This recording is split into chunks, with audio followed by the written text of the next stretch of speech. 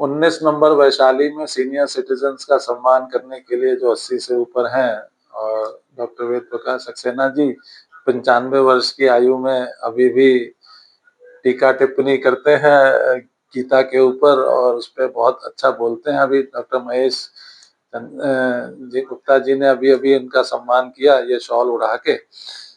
हिंदू सम्मेलन 26 जनवरी को हुआ था BDFD पार्क में, उसमें सर नहीं आ पाए थे, तो डॉक्टर सक्सेना जी के घर पे हम लोग अभी आए हैं कि उनका सम्मान किया जाए। तो गीता के ऊपर अभी चर्चा चल रही थी, तो आप कुछ कहना चाहते हैं उस पर तो बताएं। मैं इनसे ही बात कर रहा हूँ जी। असल में गीता को पढ़ने के बाद में पहले तो मैंने ये जिज्ञासा की कि आखिर उद्देश्य क्या है। गीता में मनुष्य के लिए किस लक्ष्य का निर्धारण किया गया है और उस लक्ष्य को कैसे प्राप्त किया जाए। अगर हम उनके श्लोकों की विवेचना करते रहते हैं तो उससे आदमी कहीं पहुंच नहीं पाता। मेरी दृष्टि में, और मैं ये कहता हूं कि मैं अज्ञानी व्यक्ति हूं, मेरी दृष्टि सम्यक हो इसका मैं कोई दावा नहीं करता। वो ये है कि मनुष्य को ब्रह्मभूत होना है, जैसा प्रभु है वैसा ही मनुष्य को होना है। और इस उद्देश्य की सिद्धि कैसे की जाए इसको गीता में बतलाया गया है। ये उसका जीवन में अनुप्रयोग है। पहली बात, लक्ष्य निर्धारित कर दिया। हमें हमारे कर्म हमको इस योनि से नीचे की योनि भी ले जा सकते हैं और इतना भी हमारा उन्नयन कर सकते हैं कि हम प्रभु तुल्य हो जाएं। प्रभु तुल्य का ये मतलब नहीं कि हम सृष्टि का सृजन करने लगेंगे, उसका निर्धारण करने लगेंगे, वो धारण कर लगेंगे, बल्कि जो प्रभु के गुण हैं वो क्या गुण है कि वो अशक्ति रहित होते हुए सबका कल्याण करता है, सर्वभूत हेते रहता। हमें अपना भी कल्याण करना है, दूसरों का भी कल्याण करना है, और दूसरों के कल्याण में अपने कल्याण को समझना है।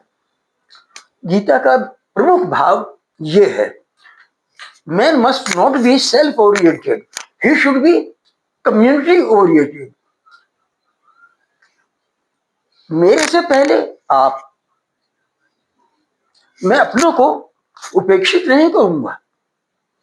जब मैं ही नहीं तो फिर क्या है, तो अपने का ध्यान रखते हुए, लेकिन पहला ध्यान मैं रखूंगा औरों का। इसी तरह से प्रभु के सबका पालन करता है लेकिन किसी से उसकी आसक्ति नहीं है।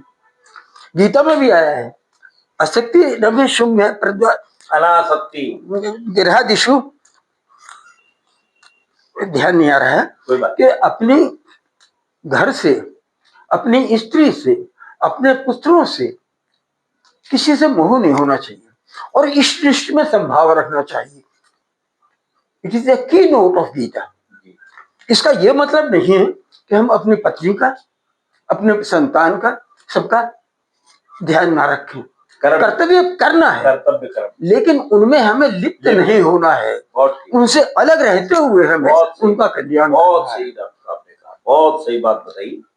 और अच्छा, और जो आप बता रहे हैं यही दृष्टिकोण हिंदू सम्मेलन का है कि मैं नहीं तू ही। मैं नहीं, समाज के लिए हमने ये इतना पूरे देश में 1 लाख जगह पर ये हिंदू सम्मेलनों का आयोजन कर रहा है, समाज को जोड़ने का कार्य हो रहा है। और मैं नहीं तू ही, और ये भी है कि हमारा जो सनातन संस्कृति है वो तो ये कहती है, तन समर्पित मन समर्पित, चाहता हूं ये धरती तुझे कुछ और भी दूं।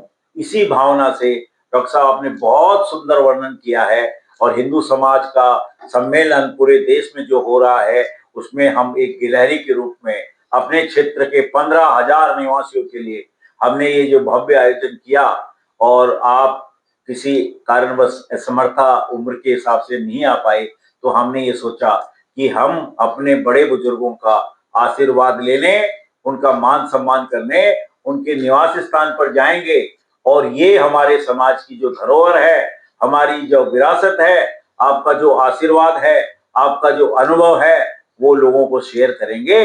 तो इसीलिए आज हम आपके यहाँ आए हैं और आपके श्री चरणों में कोटि कोटि नमन करते हैं। आपके कृपा भाव के लिए अपना व्यक्त करना मुझे असंभव लग रहा है।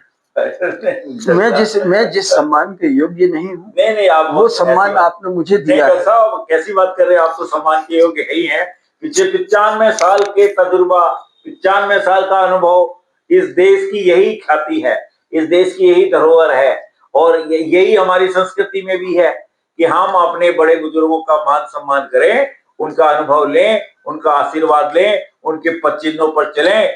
और यही हम चाहते हैं कि आपने जो अभी हमें उद्बोधन दिया है, ये पूरे देश में, पूरे विश्व में इस तरह की चीजें को भेजें।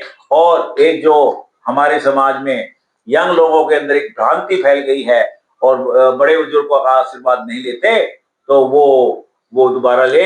मैंने हमेशा अपनी क्लास के बच्चों को ये कहा है, अगर आपके नंबर कम आते हैं, आप चिंता मत करो, आप अपने गुरुओं का, जो आपको पढ़ा रहे हैं, शिक्षा दे रहे हैं, उनका आशीर्वाद लीजिए, उनकी विशेष लीजिए, उनकी गुण विशेष लीजिए। आप देखिए आप कैसे जीवन में चमक जाएंगे। और मैंने देखा है कि इसका परिणाम भी हुआ है। जब मैं पढ़ाता था, बहुत सारे बच्चे मुझे आके बताते थे, सर आपकी बात को हमने फॉलो किया और हम देखो फर्स्ट डिवीजन आए हैं, हमारे इतने अच्छे नंबर आए हैं।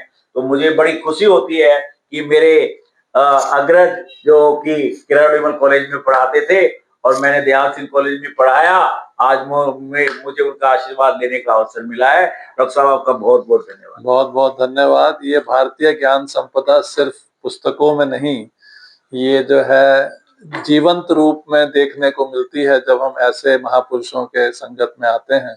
हम कोटि कोटि नमन करते हैं आपको सक्सेना साहब, आपने अपना समय दिया, आपने गुरु वचन हम लोगों से शेयर किए। ये पूरा संसार इसको सुनेगा और आपके पद चिन्हों पर जो आपने बोला है उसको जो है अपने आचरण में लाने की प्रयास करके अच्छे मानव बनने की यात्रा में आगे बढ़ेंगे। धन्यवाद आपका बहुत।